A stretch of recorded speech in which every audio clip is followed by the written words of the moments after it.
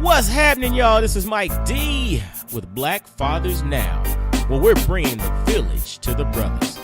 Every couple of weeks, you can look forward to a quick inspirational message or a thought-provoking guest with knowledge and wisdom, all geared towards helping you be the best father that you can be. We're bringing the village to you. Now it's your turn to do something with what you learned. All right, y'all. Let's go.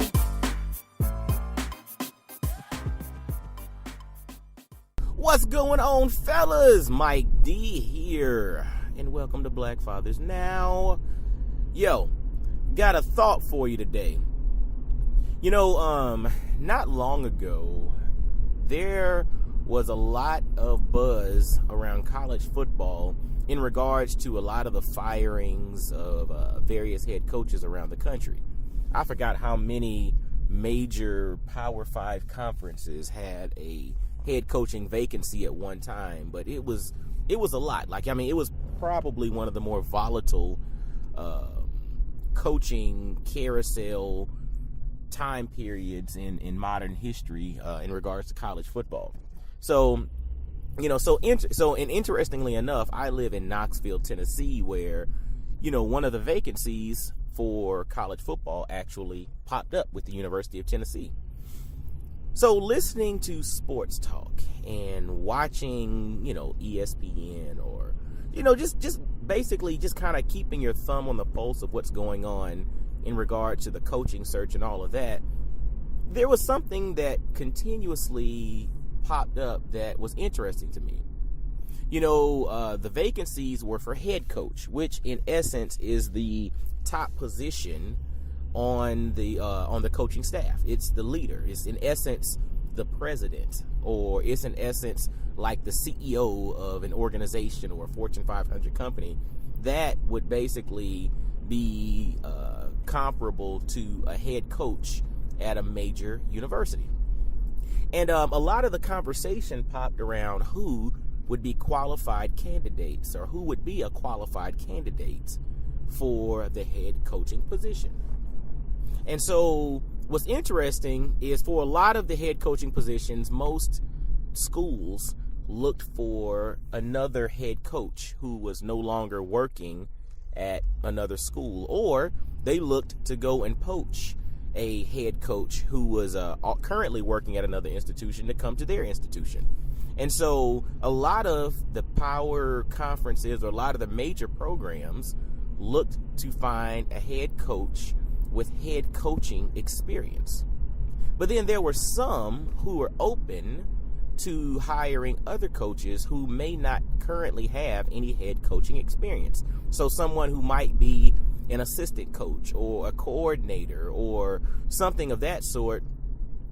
Some schools were open to interviewing people, or interviewing guys who did not have any head coaching experience, right?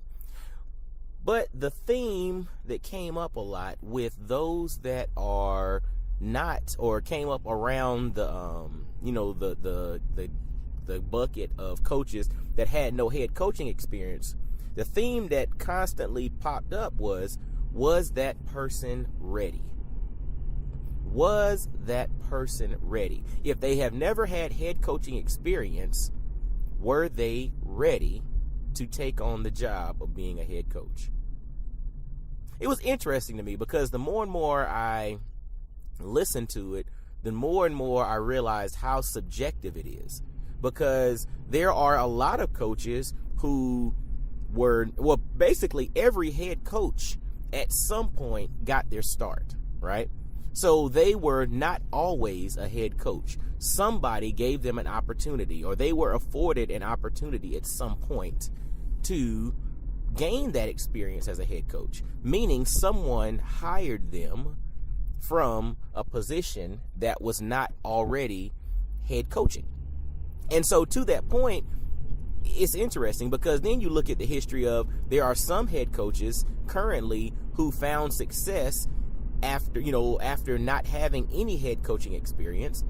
But then you've had some who had a lot of head coaching experience, and this next job, they flopped at. right? But then you also have the history of someone who's never had a head coaching job, and they stepped in as a head coach and rocked it out and became one of the best ever, right? So it's kind of a crapshoot either way. But the question that was asked across the board was this person ready? Or is this person ready? And so I use the coaching analogy to then think about other industries. You know, you think about a CEO. Like, how do you deem a person ready to be CEO if they've never been a CEO before?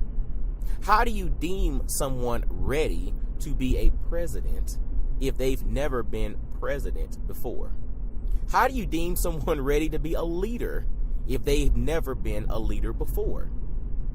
You know, and I guess some people put the whole concept of experience out there, but in reality, they have experience in other capacities, but they have zero experience when it comes to the task at hand because they've never been there before. So you really don't know.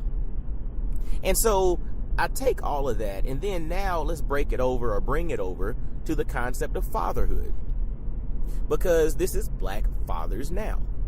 And think about you and your experience as a father. If you're like me, you know, you read all the books, the what to expect when expecting, and all the videos and YouTube this, and, you know, everybody was sending you their own personal book that helped them to learn this. You went to the birthing classes and, you know, you learned how to swaddle a baby. I mean, you did all of these things in preparation for becoming a father. But in reality, once that little baby popped out and you held him or her for the first time, it was like everything is completely brand new and I don't know what to do. I became a father and I understood what it was to become a father, not when I read books, not when I heard the stories and accounts of others, not when I went to various classes and, you know, practice this and changing diapers and all that kind of stuff. Not when I did any of that. I became a father and I gained experience once I actually became a father and started experiencing it. See, you know, the whole concept of being ready is interesting because truthfully, no one is ready. You're not ready until you're actually there. And you don't learn until you actually do it. Let me say that again. No one is ready until you're actually there. And you don't learn or gain experience until you actually do it. It's interesting, right? You can watch a million YouTube videos on how to change the brake pads on your car. But until you go to AutoZone and grab the brake pads and get you a jack and all the different things necessary to change the brake pads on your car, and you actually go out in your garage and try it, you ultimately have no experience changing brake pads. Even though you've watched 1,000 videos on how to do it, there's still nothing like actually doing it. And so it was just interesting, the whole concept of, are you ready? So fellas, when it comes to fatherhood, you know, you all can speak from experience. Going into it, no matter how much you prepared, were you actually ready? I know for me, I was not.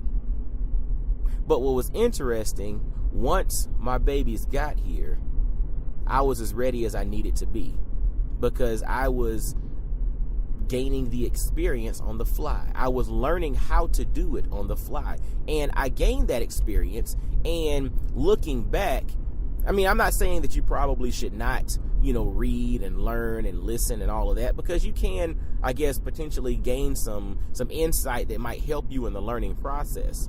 But when it comes down to actually doing the job, when it comes down to actually building experience and becoming proficient, it literally boils down to you doing it.